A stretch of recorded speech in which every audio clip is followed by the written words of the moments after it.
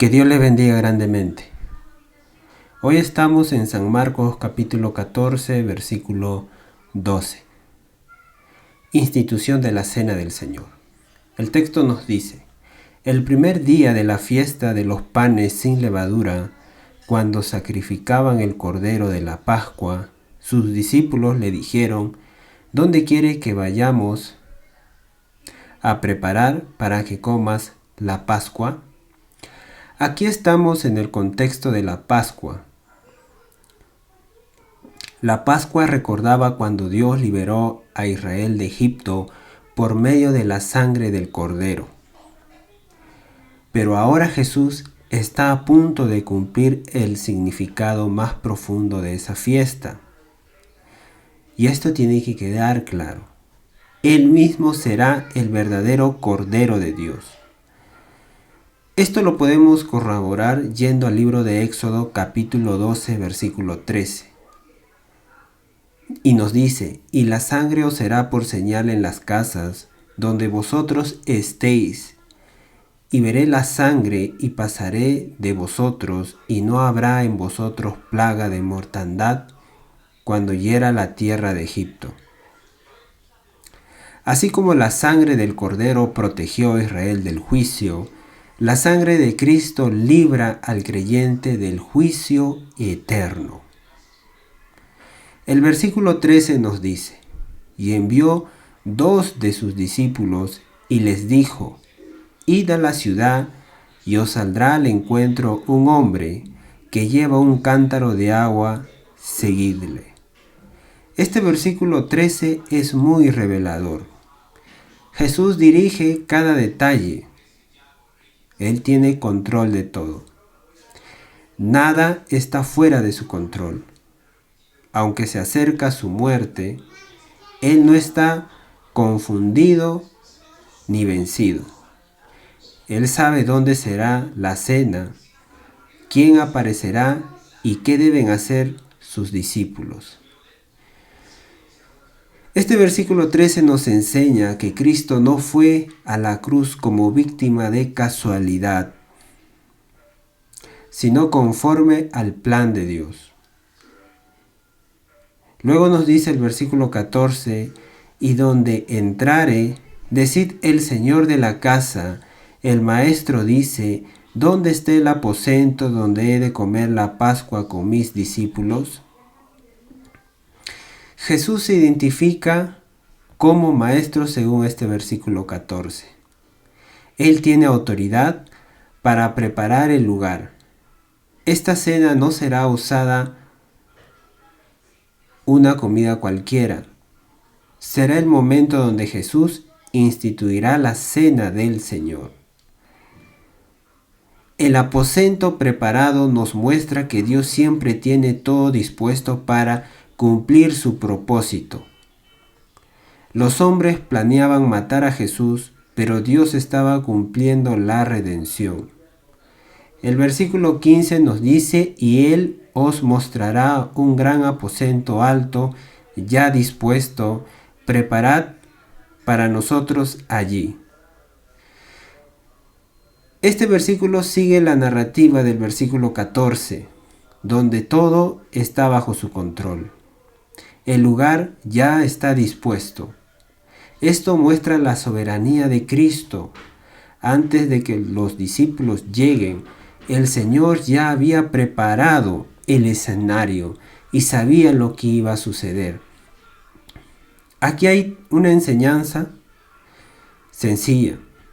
Cuando Dios manda, también prepara. Cuando Cristo dirige, abre el camino. Versículo 16. Fueron sus discípulos y entraron en la ciudad y hallaron como les había dicho y prepararon la Pascua. Definitivamente los discípulos obedecen y encuentran todo tal como Jesús lo había dicho. Esto confirma la palabra del Señor. Lo que Cristo dice se cumple. La obediencia les permitió ver la fidelidad de su palabra. Muchas veces queremos entender todo primero, pero los discípulos caminaron en obediencia y luego vieron la confirmación. El versículo 17 nos dice: y cuando llegó la noche, vino él con los 12. Jesús llega con los 12. Entre ellos estaba Judas. Esto muestra la paciencia del Señor. Jesús sabía quién lo iba a entregar, pero aún así compartió la mesa con él. Aquí vemos la misericordia y también la gravedad del pecado. Judas estuvo cerca físicamente, pero lejos espiritualmente. Se puede estar cerca en reuniones, como lo estuvo Judas, escuchar la palabra del Señor, estar cerca del ambiente espiritual y aún así tener un corazón no rendido. Según este versículo 17, él fue con sus discípulos, incluido Judas. 18. Y cuando se sentaron a la mesa, mientras comían, dijo Jesús: de cierto os digo que uno de vosotros que come conmigo me va a entregar. Jesús anuncia la traición. La frase uno de vosotros es muy fuerte, porque no habla de un enemigo externo, sino de alguien del círculo íntimo. El versículo 18 también dice que come conmigo. Esto aumenta el dolor de la traición. En aquella cultura, comer con alguien era señal de comunión y confianza.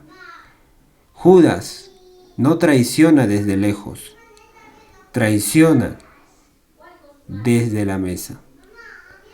Ahora, con relación a esto, el Salmo 41, 9 nos dice: aún el hombre de mi paz, en quien yo confiaba, el que de mi pan comía, alzó contra mí el calcañar.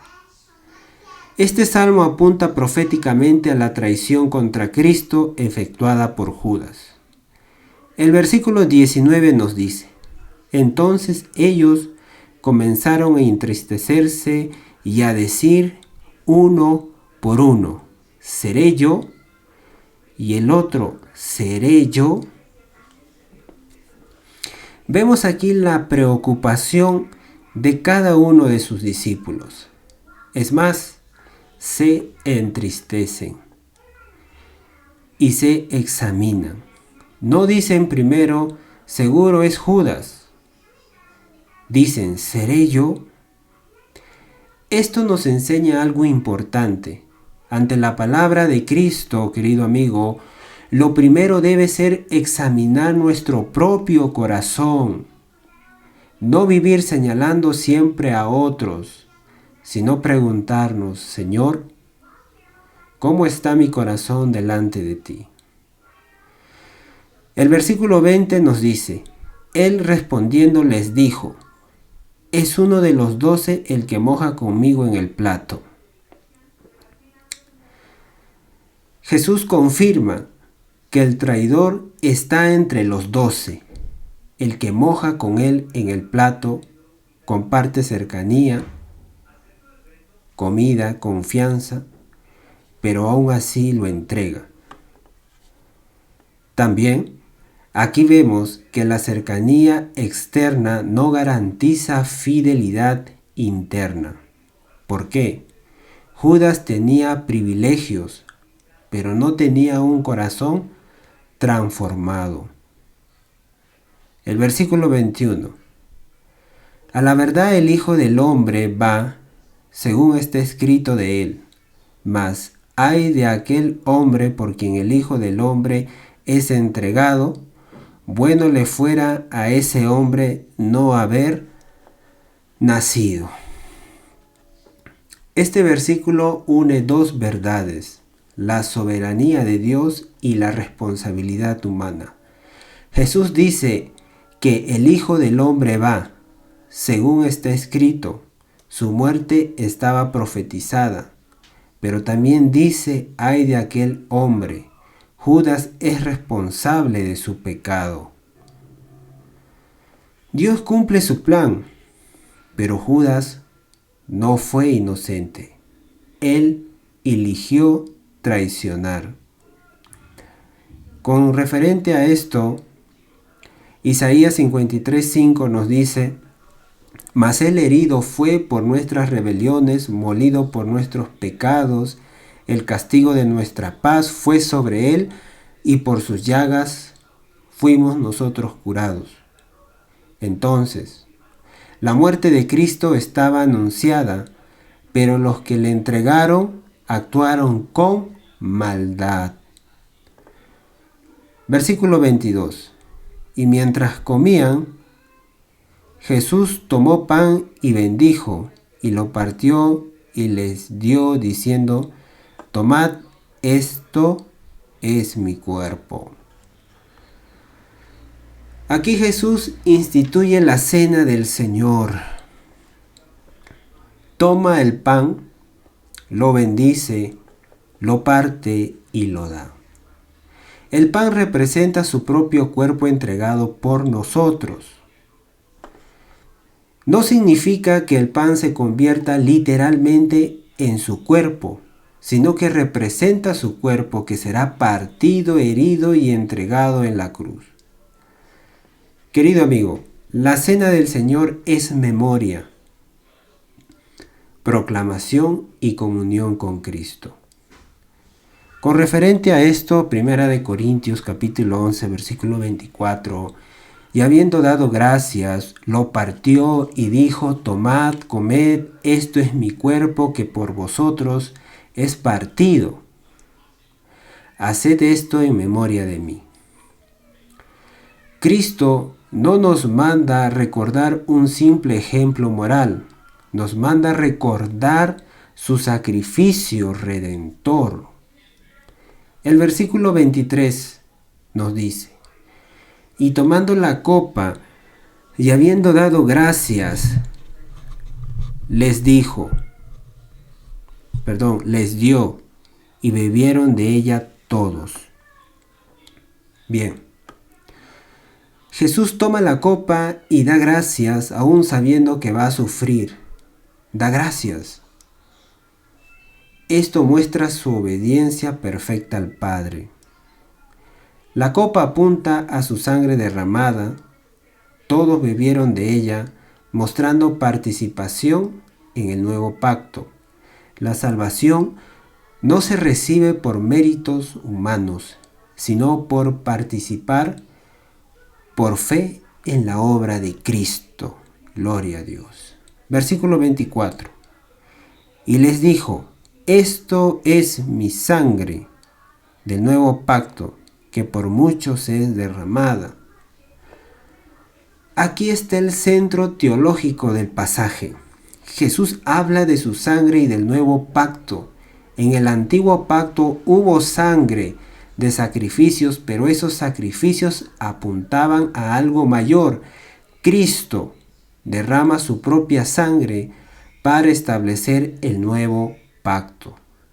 Con referente a esto, Hebreos 9:22 nos dice: y casi todo es purificado según la ley con sangre, y sin derramamiento de sangre no se hace remisión. El libro de Jeremías 31, versículo 33 nos dice: pero este es el pacto que haré con la casa de Israel después de aquellos días, dice Jehová, daré mi ley en su mente y la escribiré en su corazón, y yo seré a ellos por Dios, y ellos serán por pueblo. Querido amigo, la sangre de Cristo no solo cubre externamente, limpia, perdona y abre una nueva relación con Dios. Por muchos, no significa pocos en valor, sino muchos redimidos por su sacrificio. Cristo muere por los pecadores, y todo aquel que cree en Él recibe perdón. ¡Qué maravilloso! El versículo 25 dice: de cierto os digo que no beberé más del fruto de la vid hasta aquel día en que lo beba nuevo en el reino de Dios. Jesús mira más allá de la cruz. Aunque va a morir, porque se entrega voluntariamente, habla del reino de Dios. Esto anuncia esperanza, victoria y cumplimiento futuro. La cena del Señor mira hacia atrás, recordando la cruz, mira al presente, llamándonos a la comunión y examen de cada uno de nosotros, y mira hacia adelante, esperando el reino venidero. Para añadir a esto, 1 Corintios, capítulo 11, versículo 26. Así pues, todas las veces que comieres este pan y bebieres esta copa, la muerte del Señor anunciáis hasta que Él venga. Cada vez que participamos de la cena del Señor, anunciamos que Cristo murió, que resucitó y que volverá. Gloria al nombre del Señor. Este pasaje nos enseña que Jesús es el verdadero Cordero Pascual. Su muerte no fue un accidente, sino el cumplimiento del plan de Dios. Su cuerpo fue entregado y su sangre fue derramada para establecer el nuevo pacto. También nos advierte con el ejemplo de Judas: se puede estar cerca de las cosas santas y aún así tener un corazón perdido. Por eso debemos examinarnos, no con miedo carnal, sino con sinceridad delante de Dios. Finalmente, este pasaje nos lleva a valorar la cena del Señor. No es un rito vacío, es memoria de Cristo, proclamación de su muerte, comunión con su obra y esperanza de su regreso. Cristo murió por nosotros, derramó su sangre por nuestros pecados y un día estaremos con Él en la plenitud de su reino. Bien, de esta manera pasaríamos al versículo 26.